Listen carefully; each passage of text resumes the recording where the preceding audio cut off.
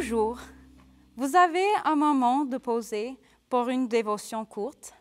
Je m'appelle Hannah Antonio et j'aimerais partager une histoire avec vous. Infesté. Mon pauvre chat, Thomas, avait commencé à montrer des signes d'ennui. Vous voyez ce que je veux dire. Se griffant derrière les oreilles de manière persistante, ensuite sous son menton. Il s'inquiétait pour tout ce qui était autour de lui et soudain tourbillonnant, léchant chaque endroit qu'il pouvait atteindre. Les armes de destruction massive.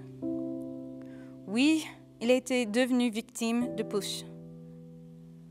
Quand il a été mis hors de la maison, il courut sur le trottoir et se jeta sur le dos, se roulant fiévreusement.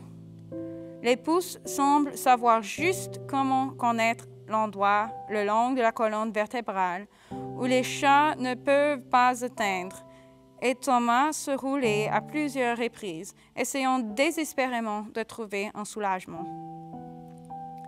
Je me suis dirigée tout droit au cabinet du vétérinaire dans un effort désespéré de lui fournir l'aide dont il avait besoin. En rentrant à la maison armée d'armes de destruction massive pour les puces, je devais maintenant trouver un moyen pour que la bombe de puces pénètre dans la gorge de mon chat, profondément conscient que ses dents étaient longues et aiguisées. Ceci n'allait pas être agréable pour n'importe lequel d'entre nous, mais il fallait quand même le faire. J'ai convoqué ma femme autour de la table de cuisine où j'ai déposé cérémonieusement le chat. En quelques minutes furieuses, l'acte a été fait avec seulement un minimum de perte de sang. Comme je regrettais ne pas pouvoir m'exprimer comme un chat, j'aurais pu lui faire savoir que ceci était un acte d'amour, pas de torture. Résister au remède. Alors que je me nettoyais, j'ai pensé comment nous ressemblons à mon pauvre chat. Nous sommes nés dans un monde rempli de puces, irritants de péché. Quand nous sommes infectés par le péché, cela devient une influence distrayante et irritante dont nous ne pouvons rien faire. Malgré nos efforts, peu importe combien nous nous griffons ou nous nous battons durement, nous ne pouvons pas nous débarrasser de notre condition. Et nous serions sûrement consumés s'il y avait une intervention extérieure et compatissante.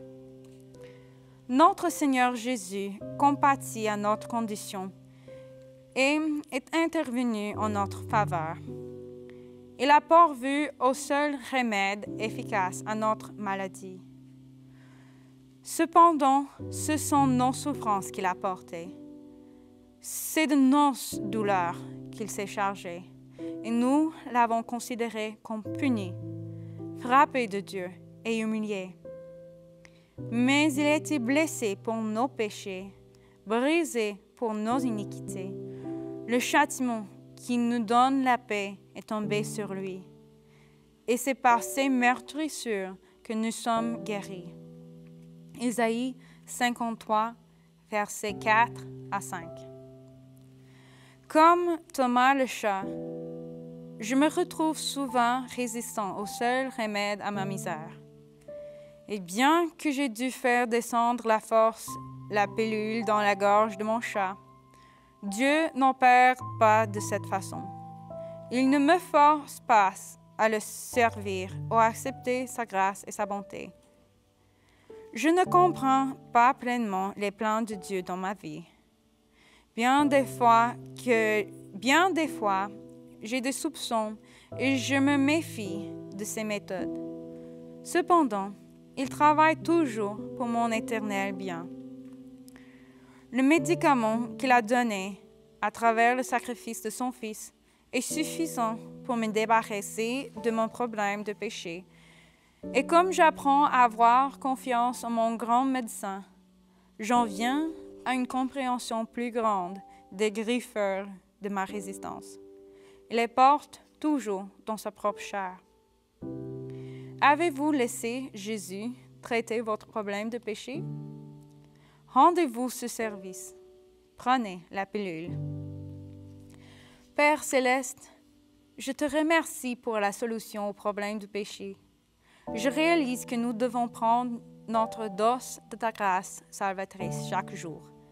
Pardonne-nous donc et protège-nous aujourd'hui pour l'amour de Dieu. Si vous avez aimé cette histoire et souhaitez accommander une copie sans frais de cette histoire et bien d'autres dévotions courtes qui sont parfaites pour la culte familiale, les illustrations de prédication ou comme un livret de partage, vous pouvez visiter notre site web www.abnfrançais.tv pour nous envoyer un message. C'est www.abnfrançais.tv. N'oublie pas de prendre des pauses au long de la journée pour une pensée spirituelle et partage-la aussi avec des autres.